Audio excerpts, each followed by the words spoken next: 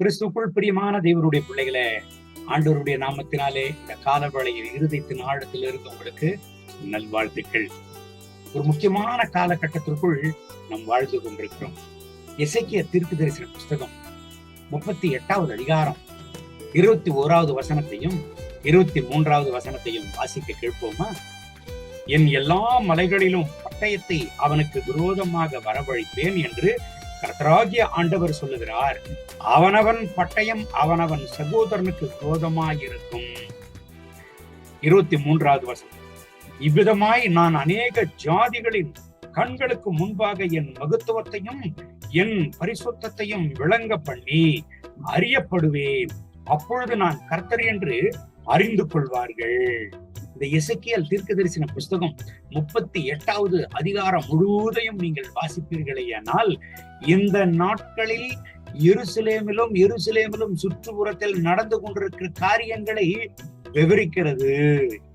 நாம் எந்த காலகட்டத்துல வாழ்ந்து கொண்டிருக்கிறோம் என்று சொன்னால், ஆண்டவராகிய இயேசு கிறிஸ்து இந்த பூமிக்கு வருகிறதற்கு முன்பதாக 573 வருடங்களுக்கு முன்பதாகவே சொல்லப்பட்ட கர்த்தருடைய தீர்க்கதரிசன வார்த்தைகள், எசேக்கியேல் தீர்க்கதரிசன் மூலமாக ஆண்டவராகிய கர்த்தர் என்னவெல்லாம் உரைத்தாரோ அந்த காலகட்டத்தில் தான் நாம் வாழ்ந்து கொண்டிருக்கிறோம்.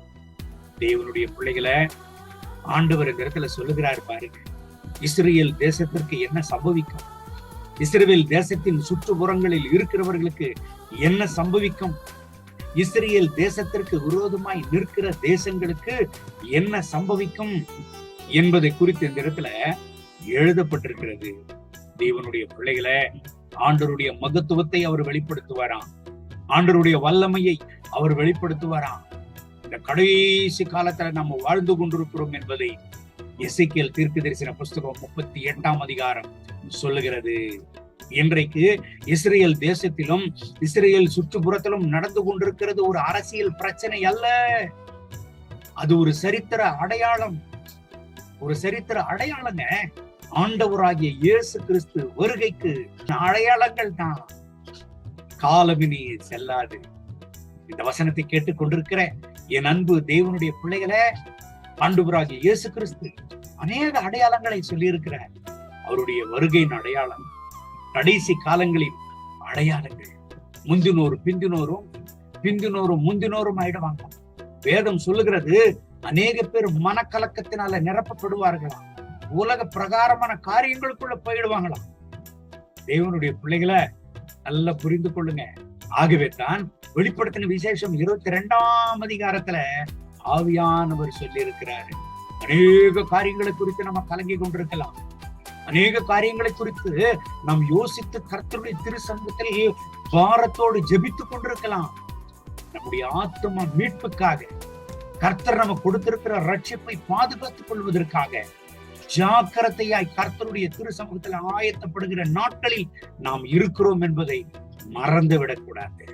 ஆம் என் அன்பு தேவனுடைய பிள்ளைகளை, கடைசி நாட்களில மனுஷர்களுடைய அன்பு தணிந்து போகுமா? அந்த நாட்கள்ல தான் வாழ்ந்து கொண்டிருக்கிறோம். நம்ம இந்த நாட்கள்ல தான் வாழ்ந்து கொண்டிருக்கிறோம்.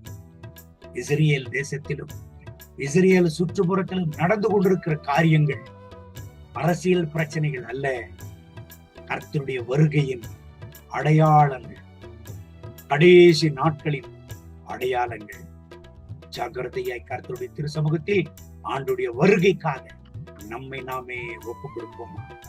ஆண்டுடைய திருசமூகத்தில் அர்ப்பணிப்போமா? கண்களை மூடி இந்த நாளுக்காக நாம் ஜெபம் பண்ணுவோம். அன்பின் பரலோக நல்ல பிதாவே, இந்த காலவேளையில் உம்முடைய திருப்பாதத்தில் நாங்கள் கடந்து வருகிறோம். என் தேவனே, இஸ்ரேல் தேசத்தை குறித்தும் இஸ்ரேல் தேசத்தின் சுற்றுப்புறங்கள்ல நடந்து கொண்டிருக்கிற காரியங்களை குறித்து நாங்கள் கேள்விப்படுகிறோம். என் தேவனே, உம்முடைய வசனமாகி எசேக்கியேல் தீர்க்கதரிசன புஸ்தகம் 38ஆம் அதிகாரத்தை வாசிக்கிற பொழுது, ஆண்டவரே, இஸ்ரேல் தேசத்தில் நடந்து கொண்டிருக்கிற பிரச்சனைகள், அந்த தேசத்தின் சுற்றுப்புறத்தில் நடந்து கொண்டிருக்கிற பிரச்சனைகள் ஒரு அரசியல் பிரச்சனைகள் அல்ல, அது கடைசி நாட்களின் அடையாளங்கள், உங்களுடைய வருகையின் அடையாளங்கள் என்பதை நாங்கள் புரிந்து கொள்கிறோம். ஆண்டவரே, இந்த நாட்களில எங்களுடைய திருப்பாதத்துல ஒப்பு கொடுக்கிறோம்.